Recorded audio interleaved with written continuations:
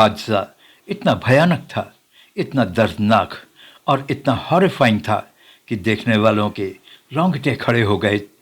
चारों तरफ चीख पुकार मच गई थी।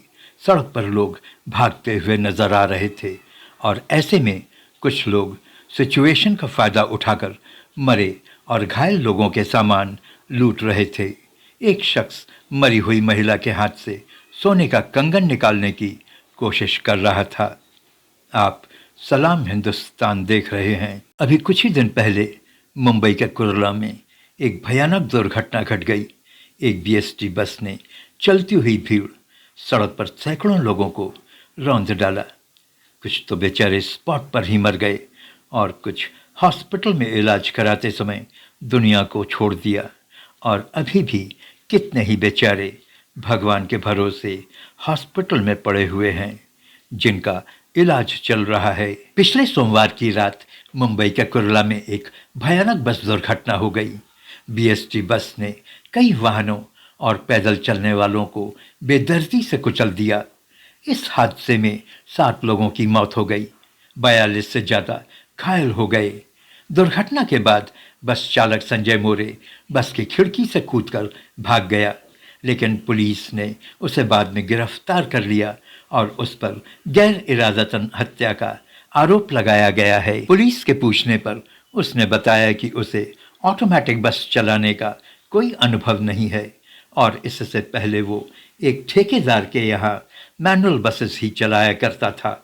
उसके हाथ में बीएसटी ने इस बस को 1 दिसंबर को दिया था। यह हादसा एसजी बारवे रूट पर रात करीब 9:30 बजे हुआ। संजय मोरे तेज रफ्तार से बस चला रहा था। अचानक इस बस ने कई गाड़ियों को टक्कर मारते हुए पैदल चलने वाले कई लोगों को कुचलते हुए आगे बढ़ने लगी। कहा जा रहा है कि ये काल रूपी बस कुर्ला भाजी मार्केट से गुजर रही थी, तभी ये दुर्घटना घट गई। ये बीएसटी बस रूट नंबर 332 पर कुर्ला से अंधेरी जा रही थी। एल वार्ड ऑफिस के करीब व्हाइट हाउस के पास बस बेकाबू हो गई और फिर इस तेज रफ्तार बस ने कितनी ही गाड़ियों और कितने ही सड़क पर चलने वाले लोगों को टक्कर मारती चली गई। कुछ दूर चलने के बाद बस अंबेडकर नगर के प्रवेश द्वार से टकराकर रुक गई। इस हादसे में करीब 5 से 6 ऑटो रिक्शा, 12 मोटरसाइकिल और कई पैदल चलने वाले शिकार हो गए। पुलिस ने संजय मोरे को उसके दिमागी स्थिति के जांच के लिए उसे हॉस्पिटल भेज दिया है और हादसे की जांच कर रही है। ड्राइवर संजय मोरे ने पुलिस को बताया कि इस ऑटोमेटिक बस को चलाने में उसे दिक्कत हो रही थी। ऐसी बसेस में क्लच नहीं होता है और शायद वो कंफ्यूज्ड हो गया था। अब चाहे ऑटोमेटिक बस में क्लच होता हो या न होता हो, बस चालक ऐसी बस को चलाने में अभ्यस्त था या नहीं था। असल बात तो यह है कि इतने लोगों की जान चली गई है, इनकी भरपाई कैसे होगी? जिनके घर का व्यक्ति मर गया है, उन घर के लोगों को सुकून कैसे मिलेगा? उनके आंसुओं का क्या होगा? अफरीन शाह, एक 19 वर्ष की लड़की को ही ले लीजिए। हादसे के दिन एक प्राइवेट कंपनी में उसकी नौकरी का पहला दिन था। उसने कितने सपने बुने होंगे।